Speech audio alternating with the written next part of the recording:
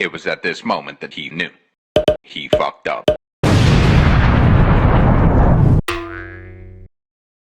Where we are now is last video, parents sick, I grew numb. Let's talk about how I went away to college. Once I went away to college, it was all bets were off. I wasn't stressed anymore. I had got my escapism down. Okay, I was free and I was happy, and the only thing I needed now is my stardom, baby. I was like, I'm ready.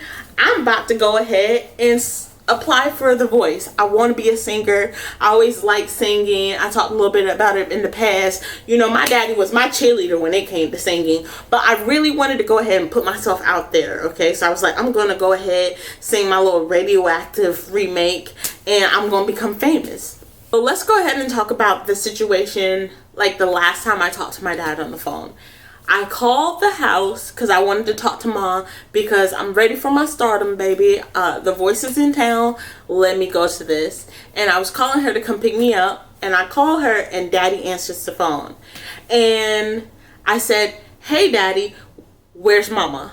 That's how I did. And it wasn't the first time that I addressed him that way, but it was the last time I addressed him that way over the phone. And that's a regret that sticks with me, you guys. Bear with me. That's definitely something that sticks with me, because throughout all of our years, we never really had a conversation. Throughout all of our years, we never really talked. We made up noise, we watched NASCAR, but we never really interacted on a deeper level, other than something that was just completely selfish on my end about my hopes, my dreams, and stuff like that. So I do regret that. I regret I didn't get to know him better. I regret I didn't get to know him longer. I regret that I was too selfish in myself. I was trying to escape that I never really spent time with him. So these are some of the regrets I'm left with. But in that moment, I was too selfish, y'all. My mama was giving me a little bit of a pushback. She didn't want to come down to Carrollton and pick me up. She didn't want to bring me back. And she damn sure didn't want to drive in Atlanta to take me to the auditions. And at that moment, I really felt my heart break, y'all. I'm gonna be real. I had a breakdown. I had a whole breakdown. I was sobbing. I was like, my mama don't support me. And it was rough. It was rough. And a couple hours later, she called me and she was like, pack your bags, I'm coming to get you. And here's one thing, I'm going to go ahead and throw this out. It's going to be a little bit off tangent. It's about my mama. She's one of those people that play games. I will tell that to her face today. You play too many games. Because she's the type of person that will tell you no, but actually mean yes. She'll be like, oh, I'll do whatever I can for you, but I'm going to tell you no and get you all upset because I told you no. And then I'm going to turn around, I'm going to tell you yes. And my husband, mind you, I'm gonna be real with y'all, my husband don't like to tell me no, because he says this thing is, oh, if I tell you no, you're gonna get upset. And the upset that he's talking about isn't like throwing things or whatnot. It's like pouting, okay? Like, I feel like personally, you can tell me no and I should be allowed to pout. But that pouting, or like me seeing me not happy, he wants to avoid it. So even if he wants to tell me no about something, he'll still do it for me because he doesn't want to see me pouting. And after a while, that's more his problem than my problem. You know what I'm saying? Y'all, get you a man that don't want to tell you no. Like, you can do whatever you want. But on a real, that's something that he really needs to work on, because he can't be just telling me yes all the time. And the more he tells me yes all the time, that moment when he says no, I might start crying.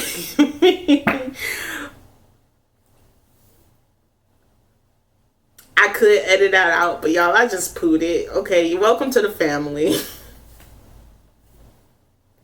I can't with myself. So she did that little thing. She was playing her games. She was like, I'm gonna come pick you up. I think my daddy has something to do with her going ahead and picking me up, because he knew that I wanted to apply for The Voice. And we talked about this throughout the years. Like I said, I was on some selfish things growing up. I never really got to know about him and what he stood for, like what he wanted and stuff like that. But he knew all about my dreams of wanting to be a singer. And he was like, girl, go do it. Girl, get it done. I believe in you, okay? So I'm, that's definitely some strong ass energy I got from him. She comes and picks me up, and I bring Sabria home that weekend. And I remember, it's really sad for me to think about it now, but I remember when we walked in the door, my mom said, go say hi to your daddy. And it wasn't like I wasn't going to go say hi to my daddy. That's something that you always do. You walk into the house, you go say hi to your daddy. Okay, but the fact that that was one of the last times I seen him, and she told me to go say hi to him, makes me think, like, why she told me to go say hi to him. Did she not think that I was going to go say hi to him or something like that? Or she was just reminding me innocently or something like that? Was I that bad? Like, I like to think that I wasn't that bad. Like, I wouldn't have went the whole weekend without going to go see him. But it's still kind of like that kind of sticks in my head. Like, I think about that. So I go see my daddy. I give him a side hug. He in his chair, watching his NASCAR, whatever he was watching that day. I introduced him to Sabria, and after I introduced him to Sabria, I was gone like the wind. The rest of that day, me and Sabria, we went to the not clubs, but we went to the mall. We were having fun. I was showing her Forest Park, Forest Park, where you at? Woo woo. I was showing her Forest Park. I was showing her my hometown. This is where I grew up, baby. This is where I grew up. And after that, the next day was the audition. And let me tell you, I bombed that audition. Like, not in a good way. I bombed in a negative way. My voice started cracking. I started having a panic attack. Big. Have y'all ever had a panic attack? Because I have a lot of them, okay? And I got to start carrying my stones around, because I can't be out here having panic attacks. But I've had my fair share of panic attacks. If y'all want to hear about my panic attacks, go ahead and be like, attack me up downstairs down there in the comments. I'll tell you about some panic attacks that I've had. Like, I've had them all. Anyway, I had my little panic attack. Couldn't even sing in front of these people. It was just 3 people in front of me, and nothing would come out. While I was there, I met a friend. And my friend Lala Latosha, she gonna pop up on this channel one of these days. I know it. She's gonna pop up on these channels. But Latosha and I was at The Voice, came home, brought Latosha, was like, new friend, me old friend, whoop the whoop the whoop. What we gonna do now? What we gonna get into? Mind you, I done came home, but I didn't come home for daddy.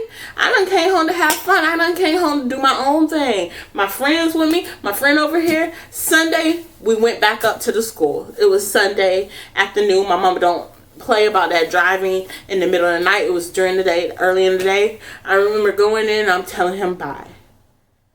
Gave him a hug and left. Okay, that was the last time I hugged my daddy, when I was telling him goodbye on that Sunday. Monday came around, I called my mom, we have a conversation, it's good. Tuesday come around, I call my mom, found out that we have a little audition thing at the school where they're singing and whatnot. I was like, Mama, I can't wait. I'm going to go ahead and try out there. Maybe I need more practice. Maybe that's why I got so nervous. I choked up. I need more practice. So I was like, I can't wait for this. It's supposed to be on that Thursday. Wednesday came up, and at this point, I know what you guys are thinking. Damn, this bitch talk to her mama every day. Yes, I do. And like, let me tell you, that was that. Oh my gosh, we talked to each other. Even when I was in Korea, we talked to each other almost every day. Like, we can't stop talking to each other. We don't even get, like, I'm gonna be real, we don't even get along like 100%, but we always on the phone with each other. Like, I don't understand. Like, we just be stressing each other out sometimes, but we always on the phone with each other. But I love my mama. It just gets hard sometimes. I can't. I don't even know what to do with that, you guys. We can have a conversation about me and my mama another day, but we talk about my daddy. So, Monday, Tuesday, Wednesday, I call the house, and I'm talking to Ma, and she's distracted on the phone. She's distracted on the phone with me, and I'm like, what are you doing? Like, and I heard someone in the background, and it wasn't my little sister Tia, it wasn't my daddy's voice, it was someone else. So I was like, who's in the background? What's going on? Like, I'm all the way over here in Carrollton, an hour away. Y'all having a party? Is y'all having a party without me? And she was like, you know what? I'll talk to you later. She was a little bit evasive in that phone call, and I was just like, okay, cool. And didn't really talk to her for the next few days. She called me up on like that, I believe it was Sunday. Like, she came that Sunday. She called me up a little bit before then. She was like, hey, I'm gonna come down to see you. And I was like, oh shit, there's a surprise. Like, I thought she won the lottery. I remember we were at the store, me and Sabria at the store. The school had a little shuttle bus that would take us to the store. So we're at the store, and she was like, oh, I got a surprise for you. Mind you, she did say she had a surprise for me. Okay, so we need to have a conversation about words, because y'all finna hear what that surprise was, but you already done guessed it. Yes, you guessed it. But she said, I got a surprise for you. I'm over here like, oh shit, we won the lottery. I don't have to pay for school no more. Like, we're doing good in life. Like, I was really thinking that. She came down, and she damn, I got corona. She came down, and she pretty much was like, oh, how you doing? I was like, girl, I'm doing good. Y'all, like, I was cocky too. I was like, y'all must have missed me. Like, what y'all doing here? Like, I just saw y'all like a couple days ago. Y'all must really miss me, but like, come on, how you doing? And we laughed, we ha-ha'd and everything. And she was like, oh, come ahead, sit in the car. And like, I was just like, okay, you about to tell me the surprise? Like, what's good, mama? So, and mind you, I'm still thinking we won the lottery, y'all. Damn. So I get in the car, and I don't even remember which one of them did it. But let me tell you guys, they handed me the obituary. Yeah, you heard me right. They handed me the obituary. Them things had already been printed out with the day and the day of the funeral, y'all. And the day of the funeral was on that Tuesday. So pretty much I found out that Sunday, and I'll go ahead and give my mama the Saturday, you know. I think it was the Sunday. I found out that Sunday that my dad had died. And I found out on Sunday that his funeral was on Tuesday. So, mind you, and I don't know why I immediately thought it was a joke, they handed me the thing, and it looked like one of those cards that I used to grow up making. I used to play around with the tools on the computer, the old computer, and I would make like happy birthday cards. I would make cards like that. So they handed me this card that looked like I could make it, you know. It looked like something I could do. And I grabbed it, and I was like, I started laughing. I was like, so what's the surprise? Like, it was really one of those moments, lifetime moments. I was like, ha ha ha, what's the surprise? And my mom was like, I'm sorry. And it took me a while for it to really dawn on me. Y'all, I'm not gonna lie, it took me a while for it to really dawn on me. I was like, so you, like, it was just like a cold shock, and I just started sobbing. And she was like, I didn't want to tell you over the phone because I know how emotional you can get, and I didn't want you to be up here and not be able to come home and be with us in this moment, right? And I was just shook. I was just really shook, because who the hell thought to hand me a fucking obituary? I need to speak to their boss, okay? Who thought it was a good idea to tell Alia that her daddy is dead by handing her the obituary? Baby, like, I really think about that. Like, I wrote up how I wanted to talk about this for my channel and everything, And in that, the first few times that I wrote it and the first 2 times that I read it, I cried. And every time I get to the point where I'm like, they told me by showing me his obituary, I kind of laugh. And I'm just like, who the fuck thought that was a good idea? Like, that's why I laugh. The fucking irony. The fucking stab in the heart. Come on now. Like, you guys. And this might seem really dark, but have you guys ever been told that someone passed away in a very kind of inappropriate way? Like, I don't know if my way was so horrible, but like, y'all, they gave me the obituary and just was silent while I processed that he was gone. Okay? And then not only for him to have been gone, for like only to find out that he was gone all the way back on Wednesday when I called and there was people at the house. Because the people at the house was family and friends that had already found out before me. They were there comforting my mama. And so she was hurrying up to get off the phone with me, not because she was busy, but because she didn't want me to hear in the background people crying and ask questions, okay? That entire week, I called. And it wasn't like I didn't care about my dad. Every time I called, I said, how daddy's doing. That's how you end the conversation, how daddy's doing. So while he was already gone, I was still asking those questions. And I was still getting, oh, he's fine. Dismissive answers. Because my mom wasn't ready for me to hear the truth yet. I can understand the whole idea of, I don't want to let you know because you're sensitive. Because hell yeah, I was sensitive. Yeah, Alia, yes. Especially when you sit there and you fucking think about how the last fucking conversation you had with that man was, hey daddy, where's mama? Especially when you think about how you've lived in this house with this man and you don't know point diddly shit about him. And you'll never be able to get that chance to get to know him more. You'll never be able to get that chance to hug him again. Out here regretting a conversation, a phone call, out here regretting that I never called the house to speak to him. I always called, said, hey daddy, where's mama? Oh, there's a lot of regret in that moment. So much regret, so much hurt in that moment.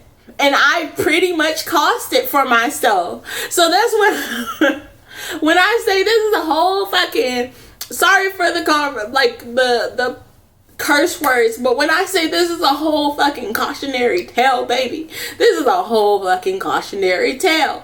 Don't regret a phone call. Father's Day is a week away. Call your daddy. Even if you don't like your daddy, call your daddy. Conversate with your daddy. Try to get to know your daddy, because you never know when you'll never be able to speak to your daddy again. And I'm like, you know, there's some people out there whose daddies ain't diddly shit, okay? So I understand, okay? You like, look, I don't even want to talk to him. That's a level of negativity I don't need. And son, put your mental state first. If that's a level of negativity you don't need, don't put that in your life. But if you just don't even talk to them just because you didn't think about it, you don't talk to them just because you don't really have nothing to say, try to make that effort, because you're going to regret calling them up and being like, hey daddy, where's mama? And not saying, hey daddy, how are you? You're going to regret not communicating with him. I don't know how I really feel about not knowing until I found out. I don't know if I would have rather to heard it beforehand, but I know when I went home that day, the house was full of people that I didn't know. And everybody was saying, I'm sorry for your loss, and I didn't even know them. And that felt a hell of a lot more uncomfortable than you may think it does. Thank you for watching part 2 of my Daddy Day special. Make sure to like, comment, and or share, and I will see you guys next time. Bye!